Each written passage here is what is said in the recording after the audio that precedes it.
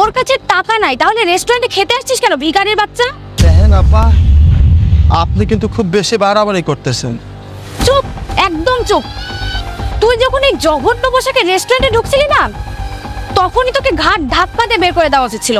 আমাদের বোঝা উচিত ছিল যে তুই ভিখারির বাচ্চা খাবার খেলে না টাকা দিতে পারবি না। তোর কাছে যদি টাকাই না থাকবে, তাহলে এত বড় রেস্টুরেন্টে খেতে আসছিস কেন ভিখারির বাচ্চা?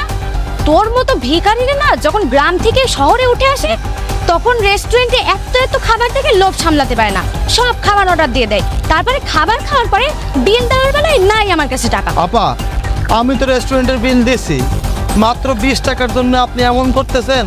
তোর কাছে 20 টাকা মাত্র মনে হচ্ছে? তাহলে দে 20 টাকা দে। আর টাকা না থাকলে বাইরে যে ওই ভিখারিদের সাথে ভিক্ষে করে 20 টাকা এনে দে আমাকে।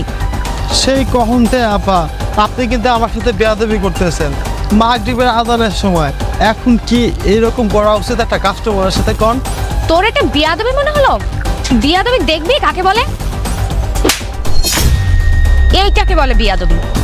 আপনি কিন্তু অনেক বড় অন্যায় করছেন। মাত্র 20 টাকার জন্য আমার মতো অসহায় একটা মানুষে মারতে পারলেন আপা? তোদের মতো ফকিন্নের বাচ্চাদের না তোদের দেখতেই মন চায় না। এইটা আপনি ঠিক করেন না আপা, আপনি আমার গায়ে থুতু মারলেন। আমি এখনই যাই, আমি রেস্টুরেন্টের মালিকের কাছে বিচার দেব। তোকে তো আমি সেই সুযোগটাই দিব না। তোকে এখনই আমি সিকিউরিটি গার্ড ডেকে ঘাট ধাক্কা দিয়ে বের করে দেব। চল। Stop, enough is enough. কি মনে করছো নাকি নিজেকে? তুমি ইংলিশ জানো? হ্যাঁ আমি জানি। কি মনে করেছো নাকি নিজেকে? নিজেকে খুব স্মার্ট মনে করো না জারিন? তুমি আমার নাম জানলে কিভাবে? I know everything about yourself. SK Chowdhury নামে একটা ছেলের সাথে আপনার বিয়ের কথা চলছে, আই এম রাইট? হ্যাঁ। তার সাথে আজকে তোমার মিট করার কথা ছিল, রাইট? কিন্তু তুমি এত কিছু কিভাবে জানো? কারণ আমি সেই এসকে চৌধুরী। আমি যখন জানতে পারলাম তুমি এই রেস্টুরেন্টে জব করো, তখন ভাবলাম যে তোমার একটা টেস্ট নেওয়া যায়, কিন্তু সেই টেস্টে তুমি খুব বাজেভাবে ফেল করেছো। আর আমি যদি এই এসকে চৌধুরী হিসেবে সামনে আসতাম সবার প্রথমেই, তাহলে তুমি তোমার এই আসল রূপটাকে ঢেকে ভালো মানুষ সাজার চেষ্টা করতে। যে মেয়ে মানুষের সাথে ভালো ব্যবহারই করতে পারে না, সে একটা সংসার কিভাবে গোছাবে? শুধু আমি কেন, তোমার না কোনো ছেলেকে বিয়ে করার যোগ্যতা নেই। প্লিজ এসকে, তুমি এমনটা করো না। আমরা পাশাপাশি কথা বলি, প্রবলেমটা সলভ করি। ব্যাস, আমার যা জানার দরকার ছিল তা আমি জেনে গিয়েছি। তোমার আর আমার বিয়েটা এখানেই ক্যান্সেল। আমি মানছি আমি তোমার সাথে অন্যায় করেছি, অনেক খারাপ বিহেভ করেছি। প্লিজ তুমি আমাকে মাফ করে দাও। তুমি এই বিয়েটা ক্যান্সেল করো না। আমি বাসায় গিয়ে জবাব দিব। ঠিক 5 মিনিট আগে 20 টাকার জন্য আমার সাথে যে বিহেভিয়ারটা করলে সেটাই যে বলবেন। আগে একটা ভালো মানুষ হও, তারপর একটা ভালো মেয়ে, তারপর একজন ভালো স্ত্রী। Good bye.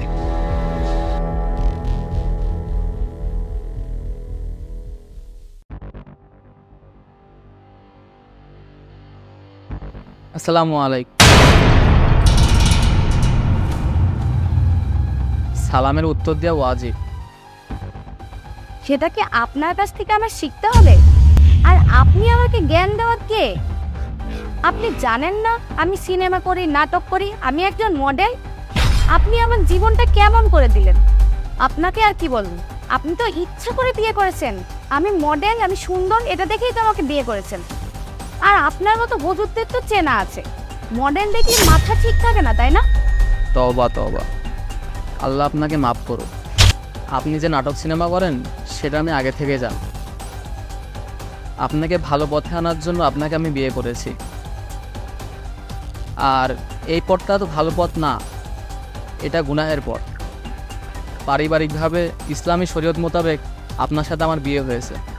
একজন স্বামী হিসাবে আমি চাইব আমার স্ত্রী ভালো পথে আসুক। ইসলাম হলো শান্তির ধর্ম, আপনি শান্তির ধর্মে আসুন। এইগুলো বাদ দেন। এই পথে না দুনিয়াতেও শান্তি নেই, আখিরাতেও শান্তি নেই। আমি চাইব সবসময় আল্লাহ আপনাকে হেদায়েত দান করুক। এই আপনার সমস্যা কি? আমার ফ্যামিলি আপনার সাথে আমাকে জোর করে বিয়ে দিয়েছে। নাহলে আপনার মতো এরকম বোঝোকে না আমি জীবনেও বিয়ে করতাম না। আপনাকে আমি বিয়ে করেছি বলে আপনি এটা ভাববেন না যে আপনার সব কথা আমি মেনে নিব। আর হ্যাঁ, এটা মনে রাখবেন, আপনি আমার কাছে আসার চেষ্টাও করবেন না। আমি আপনাকে স্বামী হিসেবে কখনোই মেনে নেব না। নিহাত আমার পরিবার বাধ্য করেছে, না হলে আপনাকে আমি কখনোই বিয়ে করতাম না। আপনার চেহারা দেখে না আমার ঘৃণা হয়। আপনি আমার সামনেও আসবেন না, বের হন আমার চোখের সামনে থেকে। আস্তাগফিরুল্লাহ। আল্লাহ আপনাকে হেদায়েত দান করুন। আসসালামু আলাইকুম। আসসালামু আলাইকুম। কোথায় যাচ্ছ? সেটা কি আপনাকে বলা লাগবে আমি কোথায় যাচ্ছি? আমি যেখানে মন চাই যাব। আপনাকে না বলছি আমার পার্সোনাল লাইফে নাক গলাবেন না। জীবনটা শেষ করে দিল আমার। এখন আমার চলাফেরা নিয়েও আপনার সমস্যা, তাই না? দেখো, স্বামী হিসাবে এটা আমার কর্তব্য। কিসের কর্তব্য? আপনাকে তো আমি স্বামী হিসেবে মানিই না। আমার জীবনটা শেষ করে দিল একদম। কি হয়েছে? তোমার চেঁচামেচি কেন করছো? আর তুমি এই বাড়ির বউ হয়ে এইভাবে কোথায় যাচ্ছ? ছি ছি, আস্তাগফিরুল্লাহ। মানে আমি তো এগুলো করেই বের হই। আমার পোশাক আশাক নিয়ে আপনাদের সমস্যা কোথায়? আমি আজ পর্যন্ত যেভাবে চলেছি, যেভাবে ঘুরেছি, আমি এখনো সেভাবেই চলবো। আপনারা আমাকে বাধা দেওয়ার কেউই না। দেখো, আমরা সবাই পর্দাশীল পরিবারের।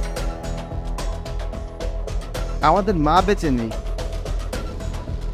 কিন্তু আমার মা, আমার বোন সবাই পর্দা করতে পছন্দ করে এবং এটা আল্লাহর বিধান। আমরা সেই সময় থেকে এটা মেনে আসছি। আমরা এটা জন্ম থেকে দেখে আসছি। এরকম উচ্ছৃঙ্খলভাবে চলাফেরা আমাদের পছন্দ নয় এবং এটা আল্লাহরও পছন্দ নয়। আপনি জানতেন না আমি এগুলো করি? আপনি জেনে শুনে আপনার ছোট ভাইয়ের সাথে আমাকে বিয়ে কেন করিয়েছেন? ফারদার আমার ব্যাপারে কোনো কথা বলবেন না আপনারা। আরে শোনো, আল্লাহ তুমি হেদায়েত দান করো। চিন্তা করছো না ভাই, আল্লাহ ইনশাআল্লাহ আমাদের সহায় হবে।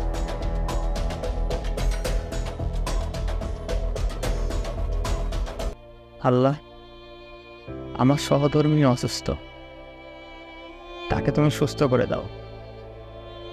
চলার পথে ওর অনেক ভুল ত্রুটি হয়ে থাকতে পারে, ও অনেক ভুল ত্রুটি করে থাকতে পারে। তুমি ওকে মাফ করে দাও আল্লাহ। বিশ্বাস মাতে কে আর এভাবে বসে থাকলে তো তুমি অসুস্থ হয়ে যাবে বেশি। চোখ না খাও, পানি খাও। না আমি খাবো না, ঠিক আছে। তুমি আমাকে ক্ষমা করে দিও। আমি এতদিন ভুল পথে ছিলাম, তোমাকেও কত ভুল বুঝেছি, কত কিছু বলেছি। আমি এই পথ থেকে বেরিয়ে আসবো। আজ থেকে আমি ইসলামের পথে চলবো। তুমি আমাকে ক্ষমা করে দিও প্লিজ। ক্ষমা করার মালিক তো আমি না, ক্ষমা করার মালিক ওপর আল্লাহ। তুমি তার কাছে মাপ চাও আর তুমি 5 ওয়াক্ত নামাজ কালাম পড়া শুরু করো। আমি সুস্থ হয়ে নামাজ পড়বো ইনশাল্লাহ। আলহামদুলিল্লাহ।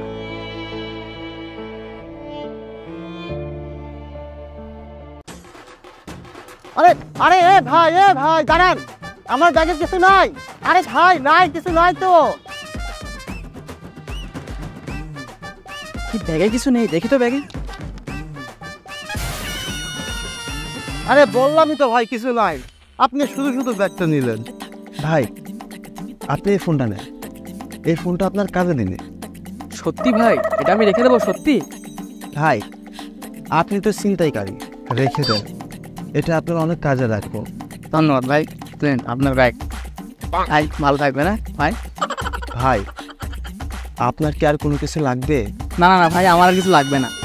আপনি আসলে ভালো মানুষ ভাই, থাকেন ভাই, যাই। ও ভাই দাঁড়ান, শুনেন। ভাই, মোবাইল তো দিছি, এই কাভারটা তো দিলাম না। কাভারটা রাখেন, এটাও আপনার কাজে লাগবে। আপনি তো অনেক ভালো মানুষ ভাই, সেই একটা মানুষ ভাই। থ্যাংক ইউ ভাই। ভাই কাপা তো দিলেন, মানে চার্জারটা দিলে আরও ভালো হইতো। ভাই, চার্জার তো নাই, চার্জার তো বাসায় রেখে আসছি। আপনি একটা কাজ করেন, আমি আপনারা টাকা দিচ্ছি, এই টাকা দিয়ে একটা চার্জার কিনে নিন। ফোন দিলেন, ফোনের কভার দিলেন, চার্জারের জন্য টাকা দিলেন, আর কিছু লাগবে না ভাই? কই থেকে আসছেন আপনি ভাই? আর আমার যদি কিছু লাগে আপনার আমি কমুনে। আরে বাইকের তেল তো শেষ হয়ে গেল। ভাই একটু ভাইয়ের কাছ থেকে সাহায্য নিতে হবে। ও ভাই ভাই ভাই ভাই আমার তো বাইকের তেল শেষ হয়ে গেছে। লজ্জা লাগছে আপনারে বলতে, আমার না বাইকের তেল ভরে দিলে আমি যাইতে পারতাম। ভাই আগে বলবেন না আপনার তেল শেষ। এই নেন, এই টাকাটা রাখেন, একদম ফুল ট্যাঙ্কি করে নেবেন। হ্যাঁ, আপনি তো ছিনতাইকারী, আমি তো জানি আপনার তো অনেক অভাব। আমি যদি আগে জানতাম আপনার জন্য আরও টাকা নিয়ে আসতাম। আপনি এই টাকাটা রাখেন, পরবর্তীতে আপনি আমার সাথে যোগাযোগ করেন, আপনারে আরও টাকা দেব। ঠিক আছে ভাই? ঠিক আছে ভাই। ভাই আপনি তো খুব ভালো মানুষ। আপনি আইছেন কোথা থেকে? আপনি তো ফেরেশতার মতো দেখছি। আমার আপনি যা চাওয়ার আগে সব কিছু দিয়ে দিলেন। ভাই আপনার ঋণ আমি কখনো শোধ করতে পারবেন ভাই। ভাই ভালো থাকেন ভাই, থাকেন ভাই, আসুন। কি হলো, গাড়ি স্টার্ট নেয় না? ভাইয়ের কাছ থেকে হেল্প নি। ভাই কি হয়েছে ভাই? ভাই আমার গাড়িটা না স্টার্ট নিচ্ছে না। ও, আমার একটা মেকানিক বন্ধু আছে, এটা তো নতুন ফোন, এই ফোনের সিমটা নাই। আমার ফোনটা দাও, আমার বন্ধুর নাম্বার আছে, আমি কল দিতেছি। হ্যাঁ বন্ধু, আমার পরিচিত এক আত্মার ছোট ভাইয়ের মোটরসাইকেল একটু ডিস্টার্ব হচ্ছে, অন হচ্ছে না, কী করা যায় বলতো? হ্যাঁ, বাইকে উঠা লাগবে না? আচ্ছা আচ্ছা, হ্যাঁ তারপর? হ্যাঁ তারপর কোন সাইডে? ইঞ্জিনের বামে? আচ্ছা হ্যাঁ হ্যাঁ হ্যাঁ, রাইট রাইট রাইট। দাঁড়া দাঁড়া, ঠেলা দেওয়া লাগবে? ও, বেশি ঠেলা দেওয়া লাগবে? হ্যালো, হ্যাঁ আচ্ছা আচ্ছা, হ্যাঁ তারপর? আচ্ছা তারপর চাবি দেবো। হ্যাঁ ক্লাস ধরছি, এবার এবার এবার হ্যাঁ ভাই ঠেলা দেন, জোরে ঠেলা দেবেন। হ্যাঁ হ্যাঁ হ্যাঁ, জোরে জোরে জোরে জোরে জোরে। ভাই তো সত্যি অসাধারণ। ভাই গাড়ি নিয়ে কই যায়? ভাই ভাই গাড়ি নিয়ে কই যায়? ভাই ও ভাই ভাই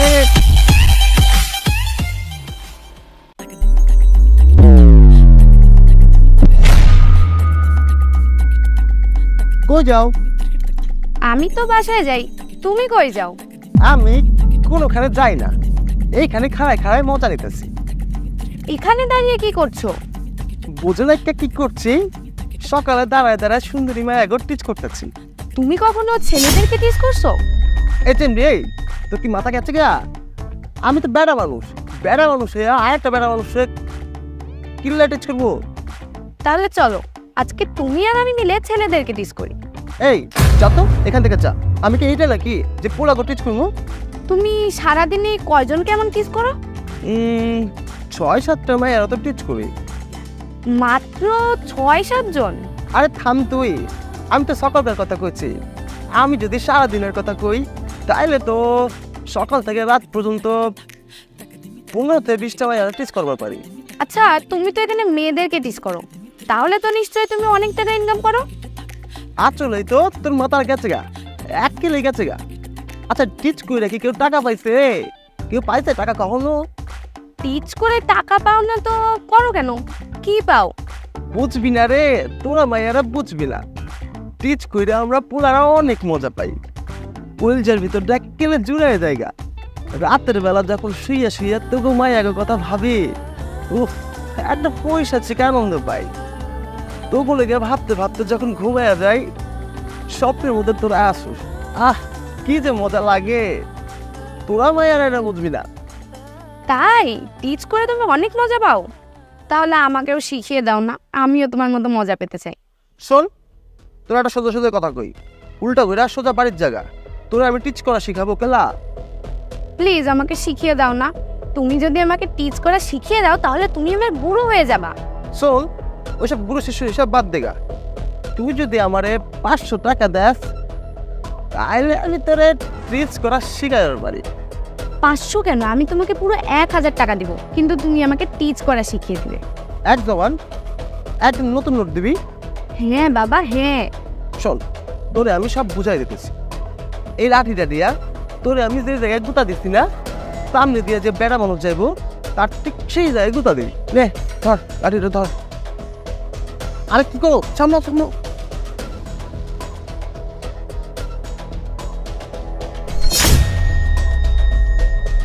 কই যাও? যেখানে যায় সেটা আমার ব্যাপার, আমাকে আপনি খোঁজা দিলেন কেন তাই বলেন। আরে আমি তো একটু আগে ভাইয়ার থেকে টিজ করা শিখলাম, তাই একটু আপনার উপর অ্যাপ্লাই করলাম। আপনি মেয়েদেরকে টিজ করেন না? না, আমার ফ্যামিলি আমাকে এই শিক্ষা দেয়নি, আমি কখনো কোনো মেয়েকে টিজ করিনি। ইনাকে দেখুন, ইনি তো একজন সুপুরুষ। ইনি দিনে 5-6টা, ওর না 15 থেকে 20টা মেয়েকে টিজ করে। আর আমি ইনার কাছ থেকে টিজ করা শিখেছি। এখন তো মন যাচ্ছে বাসায় গিয়ে বাবা আর ভাইকেও টিজ করি। এই তোর মাথাটা মনে হয় পুরোটাই গেছে গা। বাপ বাইরে কখনো টিচ করা যায় কেন? নিজের বাপ ভাইকে বুঝি টিজ করা যায় না? না? কেন আপনি আপনার মা বোনকে টিজ করেন না? এই এই তোরে কি আমি এইগুলো শিখাইছি? মা বললে টিচ করবো? আস্তাগফিরুল্লাহ, মা বললে কেউ টিচ করে নাকি? মা বললে টিচ করবো কি লাগা? ও বুঝতে পেরেছি, নিজের মা বোনকে টিজ করা যায় না, কিন্তু অন্যের মা বোনকে ঠিকই টিজ করা যায়, তাই না? ও, তার মানে উনি আপনাকে টিজ করা শেখাইছে না? এই তোদের মতো ছেলেদের জন্য না মেয়েরা বের হতে পারে না। আমাদের ফ্যামিলি আমাদের এই শিক্ষা দেয়নি, তোকে তো পুলিশে দেওয়া উচিত। স্যার আমার মাফ করে দেন। ছোটবেলায় আসলে যাদের সাথে চলছি তো তারা কেউ ভালো ছিল না, তারা আমার এইসব শিখাইছে, এই জন্য এইসব শিখছি। স্যার হাতা করে কইতে আছি স্যার, আজকের পর থেকে কোনো মায়ের আর টিচ করবো না। মনে থাকবে তো? যা, তোকে যেন এই এলাকায় কখনো না দেখি। চলেন মাস। এই একটু সিট থেকে উঠুন তো। কেন? এটা লেডিস সিট, আপনি দেখতে পাচ্ছেন না? কই, কোথায় লেখা আছে দেখি না তো। এই যে উপরে লেখা আছে, লেখা আপনি দেখতে পাচ্ছেন না? তাহলে উপরে যা বসেন না। ও হ্যালো, আপনি কি পাগল যে আমি উপরে বসবো? তাহলে আপনি উপরে বসুন না। দেখুন ম্যাম, আমি উঠতে পারবো না। আপনাদের এই প্রতিদিন একই কাজ, আপনারা লেট করে আসবেন আর মাঝ রাস্তা থেকে বাসে উঠে পড়বেন। আচ্ছা ঝামেলা তো। আপনি মহিলা সিটে বসে আছেন, তার উপর এত বড় বড় কথা বলছেন কেন? হ্যালো ম্যাম, আপনার যদি এতই দরদ এতই ভালোবাসা তাহলে আপনি ওখান থেকে উঠে ওনাকে বসতে দিন। ভাই আপনি তো বেয়াদবের মতো করছেন। দেখছেন একটা মহিলা মানুষ দাঁড়িয়ে আছে, গরমের মধ্যে অস্বস্তি লাগছে, ভালো লাগছে না, এত প্যাচাল পয়েন না তো কানের করে ওঠেন, মেয়েটাকে বসতে দেন। আর এটা তো মহিলা সিট, আপনার তো বসার রাইট নাই, এটা আপনাকে বুঝতে হবে। হ্যালো ভাই, দেখুন আপনাকে নাক গলাতে বলিনি। আপনার যদি ভালো না লাগে আপনি বাস থেকে নেমে যান। এই ভাই, এই ওর তো না হলে কিভাবে উঠাইতে হয় খুব ভালো করে জানি আমি। হ্যাঁ ভাই ঠিক বলছেন, এইসব লোকজন হচ্ছে এমনই, বাসের মধ্যে ওঠেই গ্যাঞ্জাম পাকানোর জন্য। আরো বসছে মহিলা থেকে যেন আরো বেশি করে গ্যাঞ্জাম পাকাতে পারে। লাস্ট বারের মতো বলছি, তুই উঠবি নাকি আমি কন্ট্রাক্টরকে ডাকবো? ঠিক আছে, আমি উঠে যাচ্ছি, কিন্তু আপনি এখানে বসতে পারবেন না, কারণ এই সিটটা ভেজা।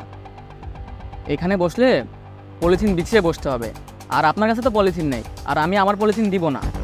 আপু আপনি চিন্তা করবেন না, আমার কাছে পলিথিন আছে, আমি আপনাকে পলিথিন দিচ্ছি, আপনি সিটে পেরে বসুন।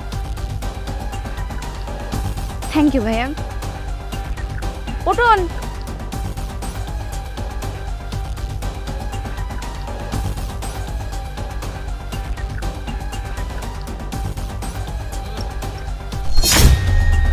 আরে বাসের মধ্যে কি হলো এটা? আপু ধরেন তো, আসতেছি, তোর একদিন কি আমার।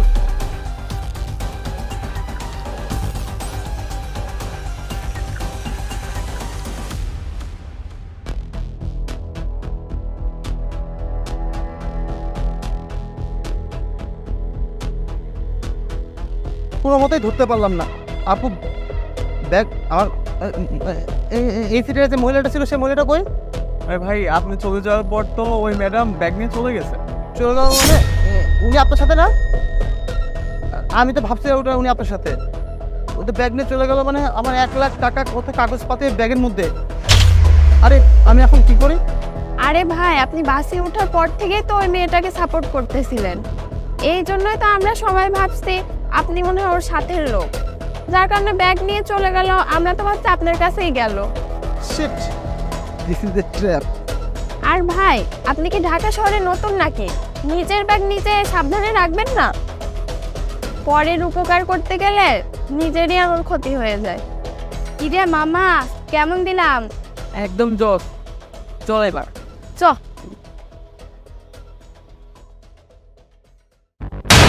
তো দাঁড়িয়ে আছি এখানে।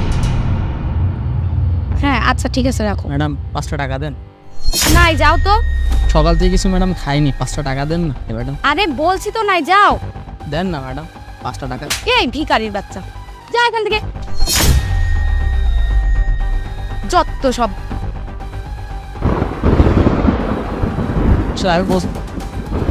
যেদিনই তুমি বলো তাড়াতাড়ি আসবো সেদিনই তুমি লেট করো। প্রত্যেক দিন আমার দাঁড়ায় থাকা লাগে। সরো এখান থেকে। তোমাকে না বলছি এভাবে লেট করবা না, প্রত্যেক দিন তোমার লেট করা লাগে। আরে বাবা, আমি তার বাইক নিয়ে আসি না, প্রাইভেট নিয়ে আসি। আসতে তো একটু লেট হবেই, রাস্তায় আরো জ্যাম থাকে, বোঝো না কেন? তোমার তো প্রতিদিন কিছু না কিছু এক্সকিউজ থাকেই। আচ্ছা বাবা হয়েছে, সরি, কান ধরতে আর লেট হবে না, হয়েছে? এই তুই আবার এখানে আসছিস? তোকে না বলছি যে তুই আসিস না, তোকে আমি কোনো ভিক্ষা দিব না। তোকে লজ্জা শরম বলতে কিছু আছে নাকি নেই?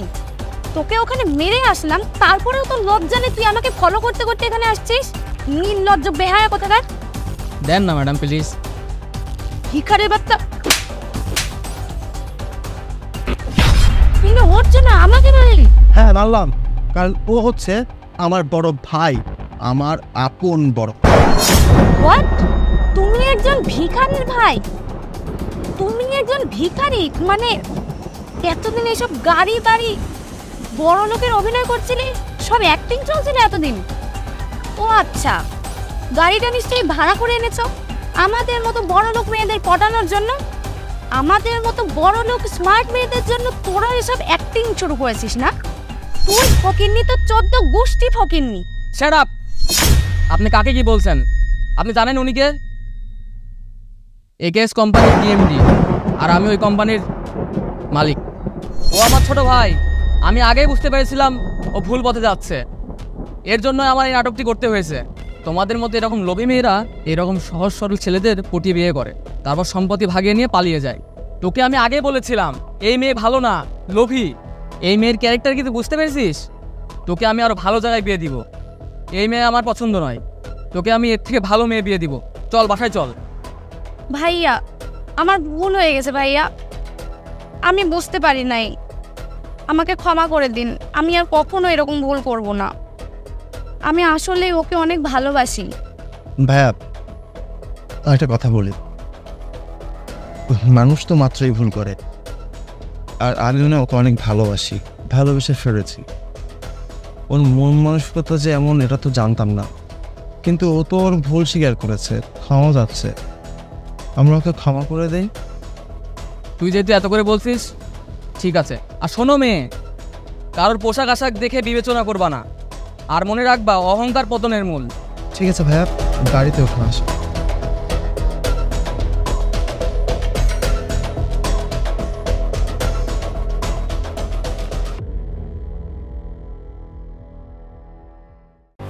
এই ছোট লোকের বাচ্চা, এখানে বসে আছিস কেন? আরে দেখ কোন ফকিন্নির বাচ্চা এসে আমাদের বাইকের উপর বসে আছে। তাই তো, ওই ফকিন্নির বাচ্চার সাহস কত বড়, আমার গাড়ির উপর বসে আছে। আমার গাড়িটা তো স্ক্র্যাচ করে যাবে। চল তো গিয়ে দেখে আসি। হ্যাঁ চল। এই ছোট লোকের বাচ্চা, তুই এখানে বসে আছিস কেন? আপু আমি তো এমন অন্যায় করিনি যে আপনারা আমাকে মারতেছেন। আমি তো জাস্ট এখানে বসে আছি। বসে আছিস? আমার বাইকটা তো নষ্ট করে দেখছিস তুই। আমি তো জাস্ট বসে আছি, নষ্ট করলাম কোথায়? তোর সাহস কি করে হয় আমাদের বাইকের উপর বসার? তুই চিনিস আমাকে? চিনিস আমি কে? Lady biker Zarin. আর তুই, তোর কোনো যোগ্যতা আছে আমার বাইকের উপর এসে বসার? তুই জানিস আমার ফেসবুকে ফলোয়ার কত? 1 মিলিয়ন। তোর সাহস কি করে হয় আমার বাইকের উপর বসার? তোর তো ভাগ্য ভালো যে পাবলিক এসে তোকে মারেনি। আপু আমি তো এমন অন্যায় করিনি যে আপনারা আমাকে মারতেছেন। ও আপনি কোনো ভুল করেননি? আপনাকে আমি বাইকে বসতে বলছি, আপনি তো আমার বাইকটা নষ্ট করে দিচ্ছেন। আমি তো জাস্ট এখানে বসে আছি। তো বসলেন কেন? আপনাকে এখানে বসতে বলছি আমি। এই ছোট লোকের বাচ্চা, বাইক দেখলেই বসতে হবে? তুই কার পারমিশন নিয়ে বসছিস এখানে? তোর 14 গোষ্ঠীর ক্ষমতা আছে এমন বাইক কেনা? সরি। কিসের সরি? তুই একটা ছেঁচড়া, নাম্বার 1 ছেঁচড়া। যা এখান থেকে যা। বাইক দেখেছে এই কারণে এসে বসে পড়ছে, জীবনে তো এমন বাইক চোখেও দেখেনি। ভাবছে বসে একটু ছবি টবি তুলে ফেমাস হয়ে নি।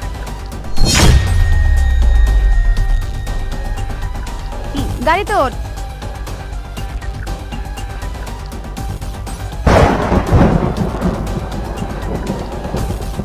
ওই গাড়িটা আপনার? কি অবাক হচ্ছেন? গাড়িটা আমার। আর আপনি কিছু একটা বলতেছিলেন যে আমার 14 গোষ্ঠীও এমন বাইক দেখেনি না? আপনি কি জানেন ইস্কাটনে এরকম 4টা বাইকের শোরুম আমার আছে, আর সারা বাংলাদেশে আমার 36টা বাইকের শোরুম আছে। আর এই গাড়িটা দেখতেছেন না, এইটা আমার ওল্ড একটা গাড়ি, সার্ভিসিংয়ের জন্য বের হয়েছিলাম। আমার গ্যারেজে মার্সিডিজ BMW এমন পড়েই থাকে। আমার বাড়ি গাড়ির কোনো কিছু অভাব নেই, কিন্তু আমি কাউকে রোডে আপনাদের মতো ছোট করি না আর অপমান করিও না। আপনারা চাইলে আমার বাসায় আসতে পারেন, আমার BMW মার্সিডিজ সামনে বসায় আপনাদের ছবি তোলাবো, আর হ্যাঁ, 1 কাপ কফিও খাওয়াবো। আজকে আমার মধ্যে কোনো অহংকার নেই বলেই আজকে আমি এই পজিশনে। আর আপনি 1 মিলিয়ন ফলোয়ার নিয়ে পড়ে আছেন। দুঃখিত, কিছু মনে করবেন না, আপনাদের থাপ্পড়ের জবাবটা শুধু দিলাম। আমাদের ভুল হয়ে গিয়েছে, ক্ষমা করে দিন। আর কখনো এরকম কার সাথে খারাপ বিহেভ করবো না।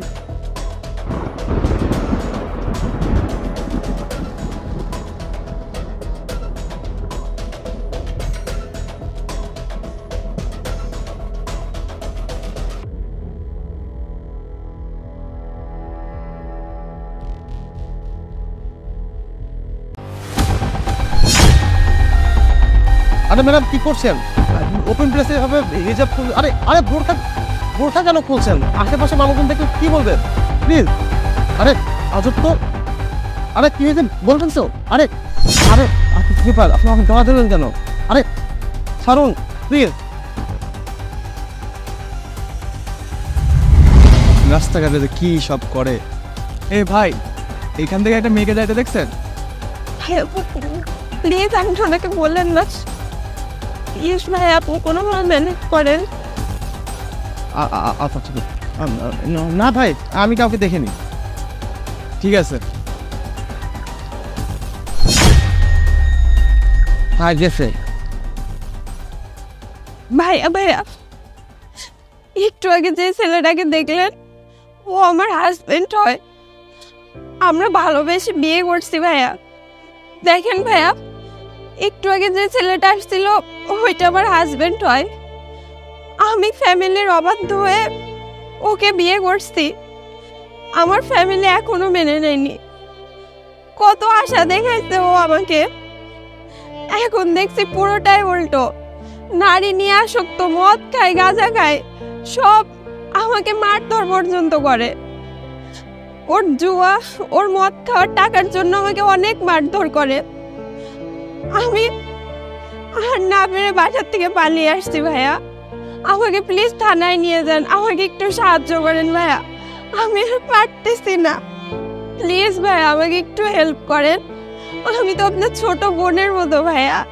আচ্ছা ম্যাডাম, আপনি চিন্তা করবেন না, আমি তো আপনার বড় ভাইয়ের মতোই। এতটুকু হেল্প আমি আপনাকে করতে পারবো। আর থানা বেশি দূরে না, সামনেই। চলুন আপনাকে আমি এগিয়ে দিয়ে আসি। আসুন।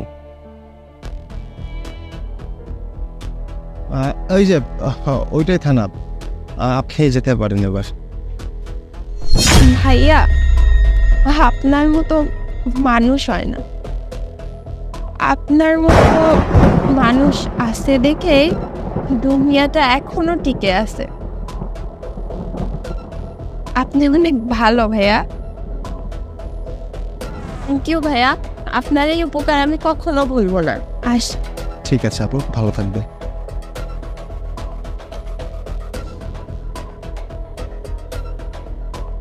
এই পিছনে ঘুরুন। পিছনে ঘুরবো কিন্তু কেন? আপনাকে ঘুরতে বলছি, ঘুরুন।